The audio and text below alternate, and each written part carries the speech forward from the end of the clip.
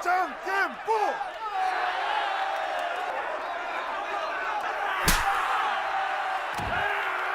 कहानी की शुरुआत में हम जेल के अंदर एक लंबे और मजबूत आदमी को देखते हैं जो बाकी कैदियों के साथ थप्पड़बाजी का मुकाबला कर रहा होता है। देखने में ये आदमी हमें काफी ताकतवर नजर आ रहा था, लेकिन जैसे ही उसके साथ मुकाबला कर रहा मोटा आदमी शिक उसे एक थप्पड़ मारता है, वो चारों खाने चित्त हो जाता है। जिसके बाद शिक खुद को जेल का सबसे ताकतवर कैदी मान लेता है, क्योंकि कोई भी उसकी ताकत देखकर अब उसके साथ मुकाबला करने को तैयार नहीं था। लेकिन तभी अचानक कैदियों की भीड़ के बीच से एक दुबला पतला मासूम चेहरे वाला लड़का ह्युनसू उसके साथ मुकाबला करने के लिए आगे आता है, जिसे देखकर सभी के सभी कैदी उसका मजाक उड़ाने लगते हैं। सबको लग रहा था कि ये बच्चा तो फूंक मारने से ही उड़ जाएगा, लेकिन फिर भी ये मुकाबला करने आ गया। लेकिन ह्युनसू को शिक से जरा भी डर नहीं होता और वो मुकाबले के लिए तैयार होता है। और हाँ, ह्युनसू कोई आम लड़का नहीं है, जिसके बारे में हम आगे जानेंगे। खैर, शिक और ह्युनसू पहले थप्पड़ मारने के लिए स्टोन पेपर सिजर्स खेलते हैं, जिसमें ह्युनसू हार जाता है और पहला थप्पड़ उसी को खाना पड़ता है, जो इतना जोरदार था कि वो पूरी तरह से लड़ खड़ा जाता है।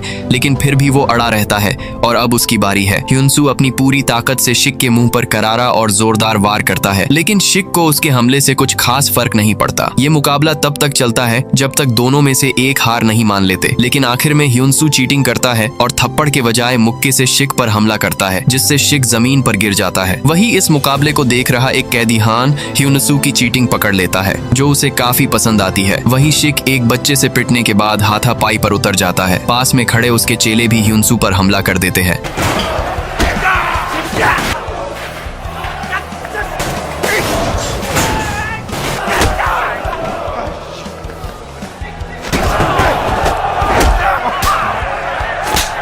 이렇게 이 새끼야 ह्युनसू भी बड़ी चालाकी से उनके साथ अकेले लड़ रहा होता है कि तभी गार्ड वहां आकर उनकी लड़ाई रुकवाते हैं और ह्युनसू को मारपीट करने के लिए काल कोठरी में डाल देते हैं। कुछ देर बाद हान उसके पास आता है और उसे समझाता है कि तुम अभी यहाँ नए हो, इसलिए तुम्हें पंगा नहीं लेना चाहिए, और तुमने जिसे आज पीटा है वो बेहद खतरनाक कैदी है, इसलिए तुम्हें थोड़ा संभल कर रहना चाहिए। जिसके बाद हान वहाँ से चला जाता है। अगली सुबह एक कैदी ह्युनसू से कहता है कि शिक और उसकी गैंग अब दोबारा उससे उलझने की कोशिश नहीं करेंगे, क्योंकि हान ने शिक और उसकी गैंग को वार्न किया है कि वो भूलकर भी या गलती से ह्युनसू पर हमला ना करें। ह्युनसू पूछता है कि हान है कौन। वो कैदी उसे बताता है कि हान इस जेल में नियम बनाता है और वो यहाँ का लीडर है, और असल में इस जेल के कैदी ही नहीं बल्कि बाहर भी लोग उससे डरते हैं, क्योंकि वो एक बहुत बड़े माफिया गैंग का बॉस है। और इस जेल में ये ताकत उसे उसके बाहरी नाम से नहीं बल्कि उन लड़ाइयों से मिली है जो जेलर खुद करवाते हैं, जिसे जीतने वाला यहाँ राज करता है। और हान आज तक एक भी मुकाबला नहीं हारा, इसलिए किसी ने कभी उसके खिलाफ जाने की हिम्मत नहीं की। और वो यहाँ एक कैदी की तरह नहीं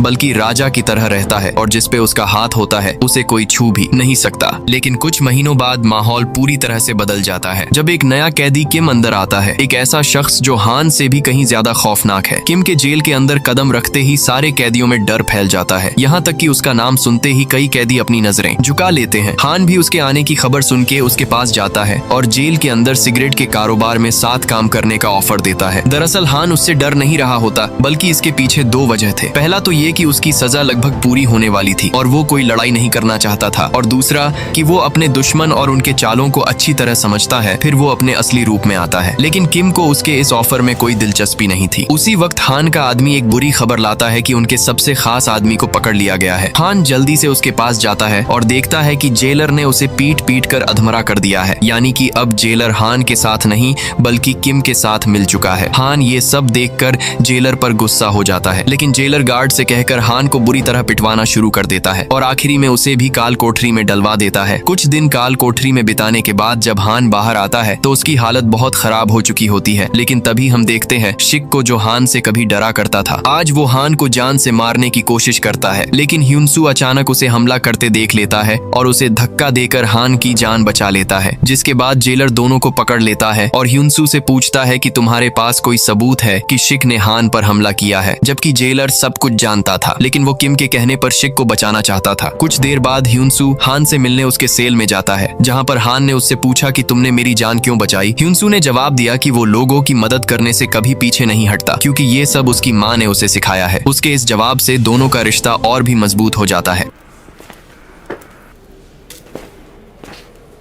अगले दिन दोनों सीधे जेलर के पास जाते हैं। ह्युनसू जेलर से कहता है कि उसे स्मगलिंग की रिपोर्ट करनी है, जो कई दिनों से इस जेल में खुलेआम हो रहा है। ह्युनसू कहता है कि उसके पास इस चीज का सबूत भी है, जिसे देखकर जेलर के पैरों तले जमीन खिसक जाती है। दरअसल ये सब हान ने ही ह्युनसू को जेलर से कहने को कहा था। उस फोटो में जेलर भी साफ नजर आ रहा था। ये सब देखकर जेलर ह्युनसू को थप्पड़ मार देता है। हान भी जवाबी तौर पर जेलर को थप्पड़ मारता है और उसे धमकाते हुए कहता है कि अगर उसके आदमियों ने इन फोटो को जांच कमेटी को भेज दिया तो सबसे पहले जेलर पे ही सवाल उठेंगे और उसकी कुर्सी भी चली जाएगी। बुरी तरह फंसने के बाद जेलर आखिरकार दोबारा हान की साइड हो गया। वहीं ये खबर सुनते ही किम की हालत पतली होने लगी थी। हान ने भी मौका देखकर किम और सिक को जेल के किचन में बंदी बना लिया और उन्हें टॉर्चर करना शुरू कर दिया।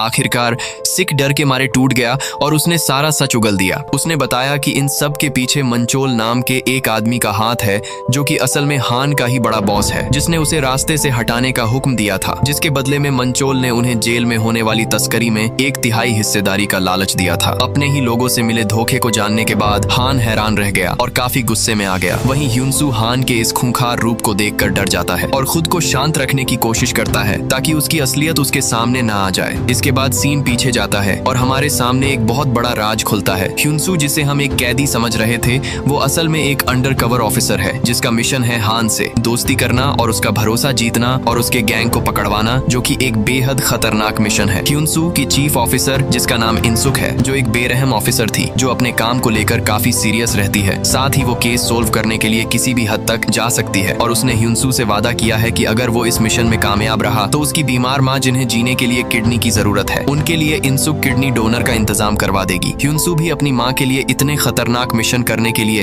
राजी हो जाता है। सीन शिफ्ट होता है जहाँ ह्युनसू ने पूरी तरह से हान का भरोसा जीत लिया था। इसी बीच ह्युनसू को इंसुक का फोन आता है, जो बताती है कि उसकी माँ के लिए डोनर मिल चुका है। साथ ही वो उसे उसका मिशन याद दिलाती है और उसे पूरा करने को कहती है। कुछ देर बाद हान से मिलने उसके बॉस का भतीजा ब्युंग आता है, जो हान का दोस्त है, जो अपने चाचा से गहरी नफरत करता है, क्योंकि उसके चाचा ने उसे एक बार सबके सामने उसे बुरी तरह कूट दिया था, जो उसे पसंद नहीं आया। ब्युंग को पता चल चुका था कि उसका चाचा हान को मारना चाहता है, इसीलिए ब्युंग अब हान के साथ मिलकर उसके पूरे माफियागिरी को साफ करना चाहता है। हान भी उसकी साइड हो जाता है, लेकिन पूरी सावधानी के साथ, क्योंकि उसे ये अच्छे से पता था कि उसके गैंग के लोग किसी के सगे नहीं हैं। यहाँ तक कि उसे ह्युनसू पर भी शक था, जिसके बारे में हान ने पहले ही ब्युंग को पता लगाने को कहा था, लेकिन वो उसके बारे में कुछ खास पता नहीं लगा सका। दूसरी तरफ ह्युनसू काफी खुश था इस बात से कि आखिरकार उसकी माँ अब ठीक हो जाएगी, लेकिन उसकी ये खुशी ज्यादा देर नहीं टिकती। अगले ही पल उसे पता लगता है कि उसकी माँ का एक्सीडेंट हो चुका है और वो ह्युनसू को छोड़कर जा चुकी है। इस खबर से ह्युनसू पूरी तरह टूट जाता है। हान भी उसे इस तरह से टूटा हुआ देख परेशान हो जाता है। खुद को शांत करने के बाद ह्युनसू ने इंसुक को फोन किया और उससे गिड़गिड़ाते हुए कहा कि उसे एक दिन के लिए जेल से निकलवाया जाए, ताकि वो अपनी माँ के अंतिम संस्कार में शामिल हो सके, क्योंकि उसकी माँ ही थी जो उसके लिए सब कुछ थी। लेकिन जैसा कि हम जानते हैं,